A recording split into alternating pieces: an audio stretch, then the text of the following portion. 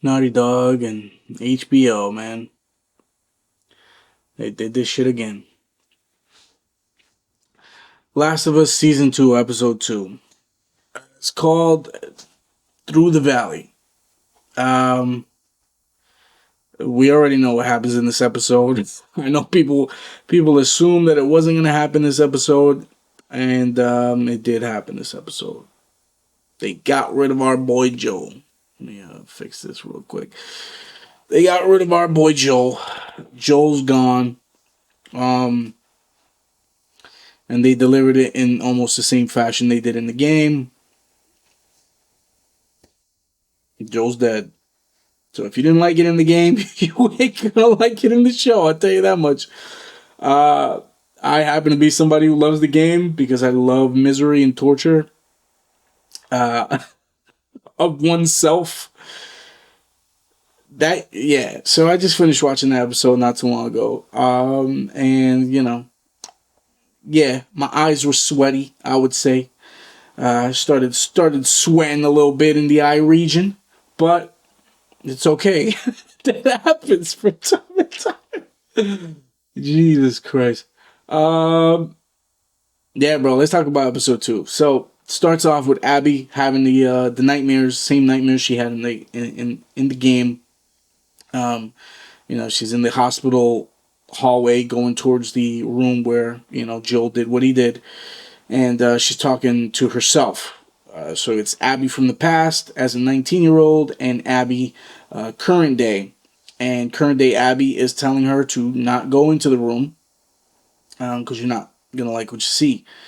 Telling her that his brains are all over the floor and, this, that, and the third. She goes in, and when she goes in, Abby wakes up in the lodge that the WLF group. So Abby, Nora, you've got Manny, Mel, who am I missing? I think that's everybody. Jordan and the other girl, I can't even fucking remember her name, are not in the show. Or at least not in this scene. They could be in the show later on, but not in this scene. Well, they're in the cabin devising a plan, on how to attack Jackson. Because now they see Jackson in the daytime and notice that it's way bigger than they expected. There's really no way to enter. There's dogs. There's sniper flanks on each and every entry and exit. So there's not really a good way for them to go in. So Owen tells Abby, I'm thinking about something. I'm thinking about a plan. I'll let you know when I'm done. Abby goes out on patrol. And Owen admits to the group that he's just really devising a plan to convince Abby. If I said Ellie, I meant Abby.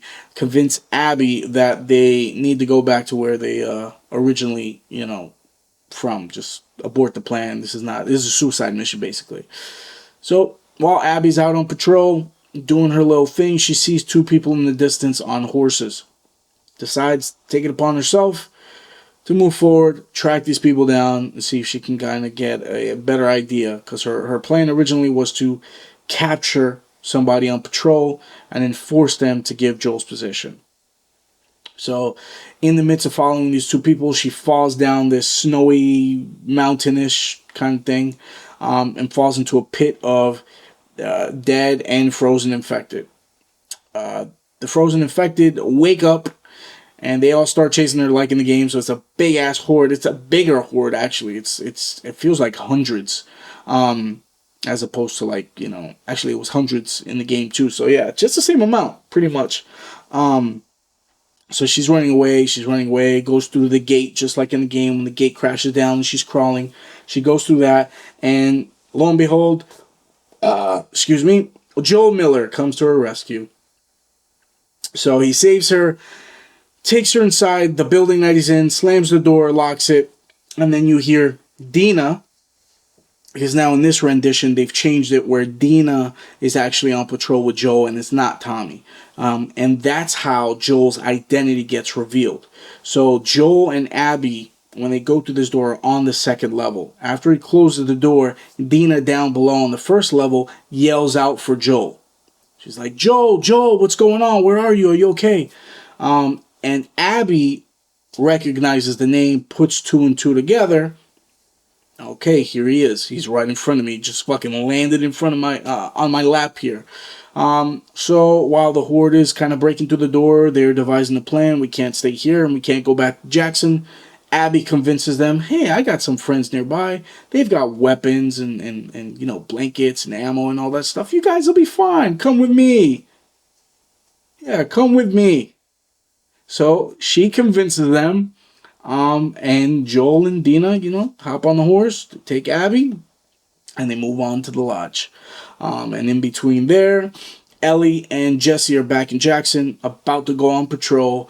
They're leaving together.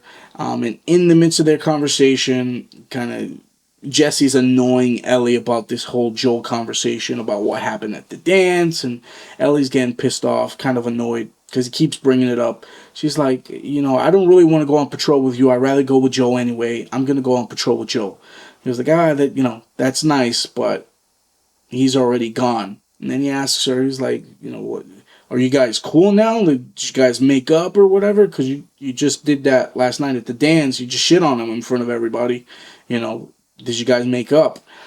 She basically tells him to just shut the hell up, stop bringing it up. She's getting annoyed at the fact that everyone in Jackson is talking about it and how everyone should mind their business. But when they're talking about it, and he asks her, hey, did you guys make up? It's kind of like a brief pause, like they did have some sort of a conversation that was off screen that we didn't see. And he even mentions it. He was like, hey, Joel actually preferred to go on a patrol with you, but he thought you needed some rest. So that's why he went with Dina instead. So they go out on patrol, Ellie and Jesse, and they get caught in the snowstorm. Just like the game, snowstorm comes. And Tommy's telling the radio in Jackson to kind of call all the patrols back to Jackson. Because of the storm, radio frequency, radio signals is fried. So Jesse and Ellie hold up in this store, which Eugene had and used to grow all his weed. So it plays out just like the game does. They find this place, bunch of weed in there. They're chilling, talking, yada yada yada. And this place, they're discussing Eugene and how he used to be a Vietnam vet, used to be a Firefly, but he quit being a Firefly because he was so tired of killing people. He just stopped he didn't want to kill people anymore. He wanted peace for the first time. And they talk about how it's kind of messed up that Joel or that's the way he had to go out, is by Joel capping him or whatever. And it's left a little ambiguous, but it's made basically, there was no way to not kill Eugene, which tells me that he must have gotten bit, must have got infected somehow. And Jesse says, it sucks. You live through Vietnam War, you go through all that war fighting and killing with the Fireflies just to end up, just to end up out going out like that. And it pans to Ellie, and this is gonna play to her feelings that are in the game, which is like regretting that she didn't die because she could have saved people potentially. And I feel like in the show they're giving you a more deliberate yes, hard yes. Yes, there was a cure that could have been made, but in the game it's left very ambiguous. There's a lot of stuff in this show that they're giving you a definitive yes to. Some I kind of don't like that, actually. I don't like that it's a definitive yes. That's the beauty about The Last of Us 1. Ambiguous cure, right? Was Joel right in the first one? If there was a definite cure, then yeah, he was probably wrong. Ambiguous cure, potential cure, and the definite killing of Ellie, you could kind of see his motivation and kind of side with him a little easier. But in this one, it's like, no, there was a definite cure that was going to be made, and Joel prevented all of that, which I don't find as interesting. Kind of just paints him as the bad guy, to be honest. But that's my interpretation of it. That's how I feel like they're setting it up. So, Ellie looks like she's, regretting that or whatever. But then they get a call on the radio from Tommy and Jackson saying, hey, have you guys seen Joel and Dina?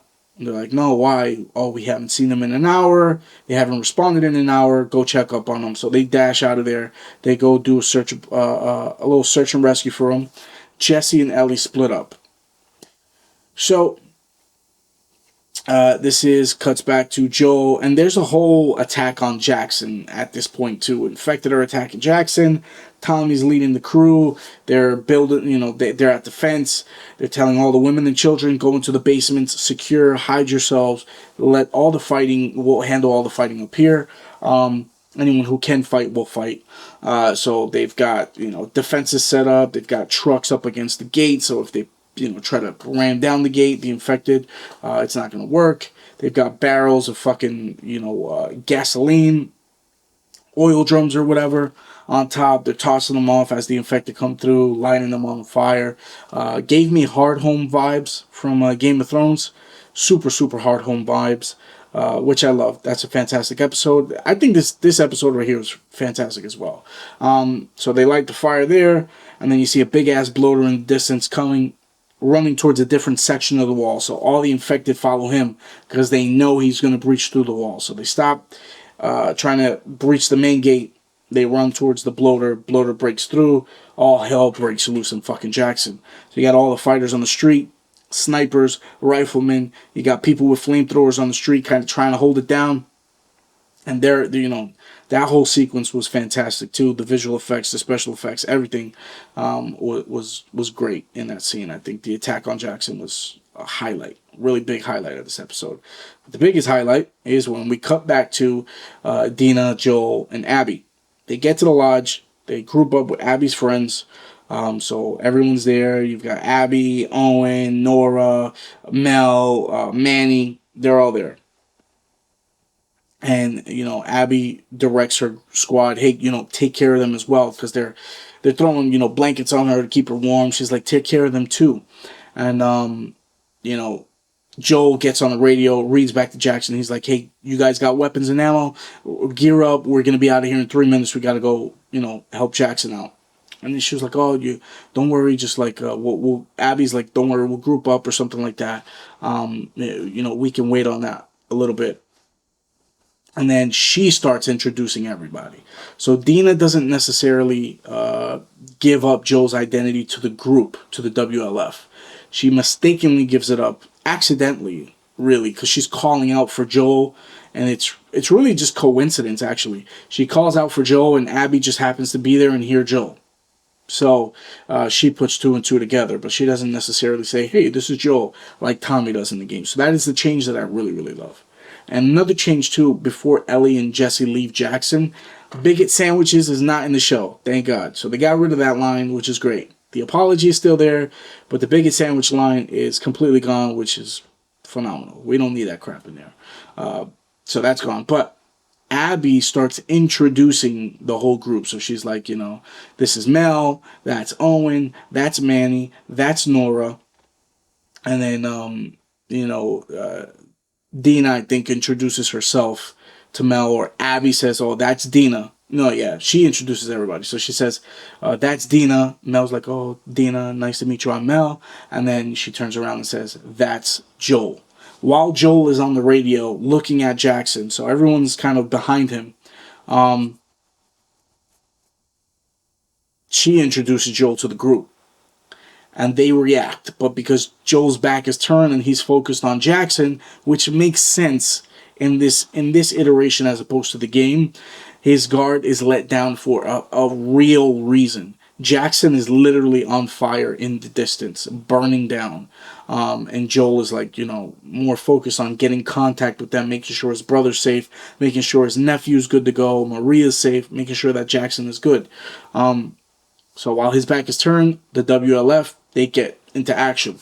They grab Dina from behind, put a gun to her head, and Dina's like, Joel. Joel turns around, and then Abby starts to talk to Joel. Abby tells him, basically, what do we look like? Because Joel's like, if you guys want to steal from us or take whatever you need, if you want to take our stuff, just take it.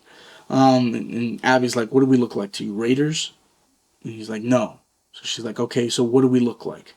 And then he says, military. And then he goes further and says, fireflies. She confirms that, no, actually, we're not fireflies anymore. Word is that they're all gone. They're all dead. So you could see Joel in his mind putting it together like, okay, these guys were Fireflies. I know what I did to the Fireflies. So this is probably why I'm in this situation. But she goes even further to break it down for him, as opposed to the game, which is a positive. In the game, Joel died not knowing what the hell for. He really just got his ass beat. And if they did reveal it to him, it's cut in the game from when she hits him with the golf club to when he's dead. There's a cut, so we don't know what they revealed to him. But in the show, you see it.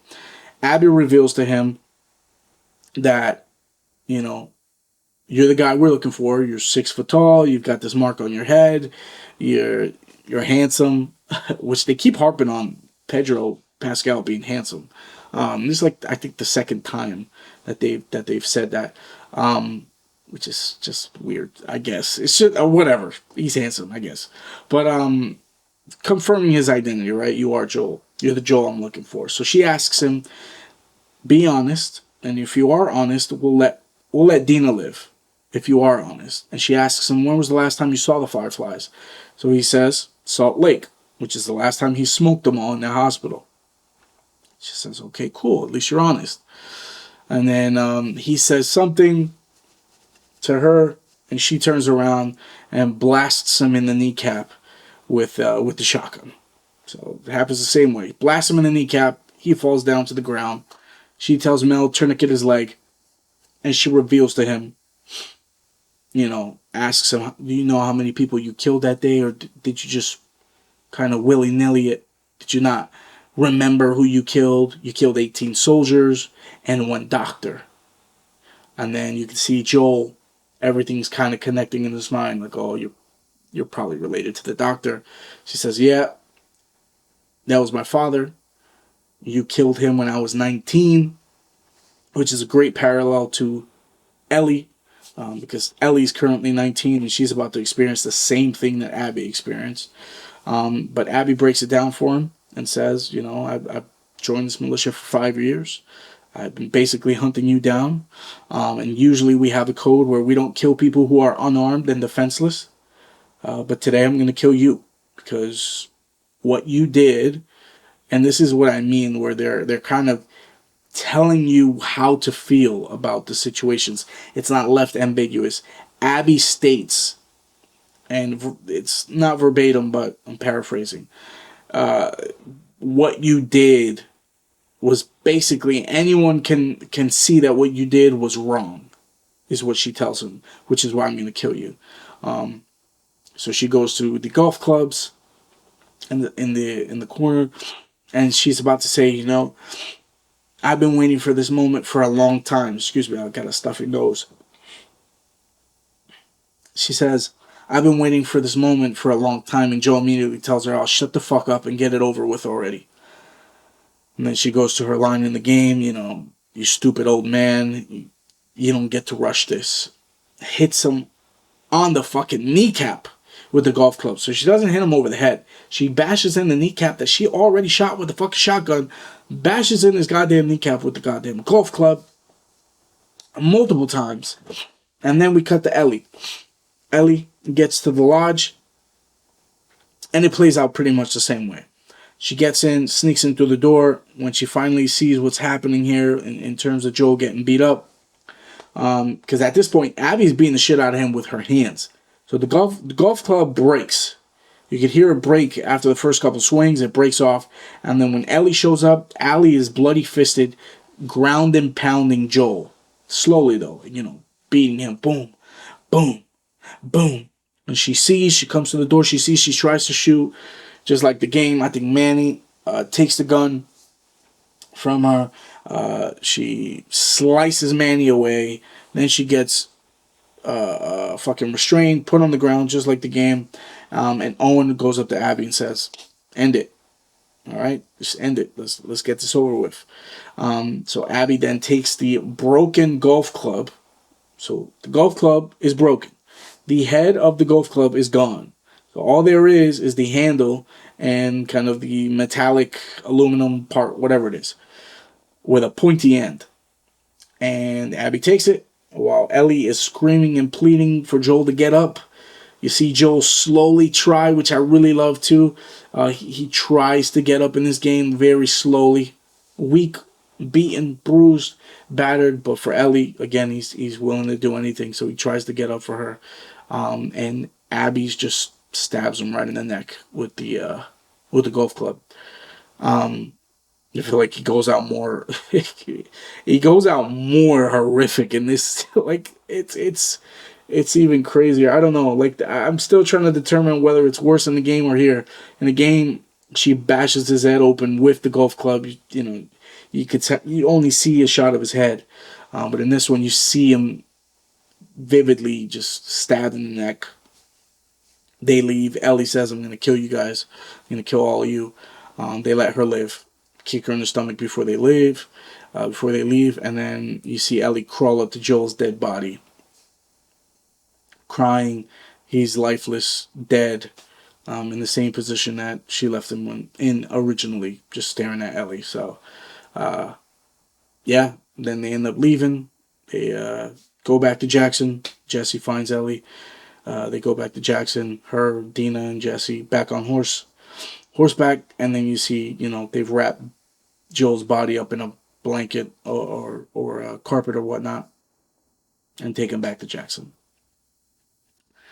This episode was emotional, man. It was emotional. It was exactly how it played out in the game, and with minor differences.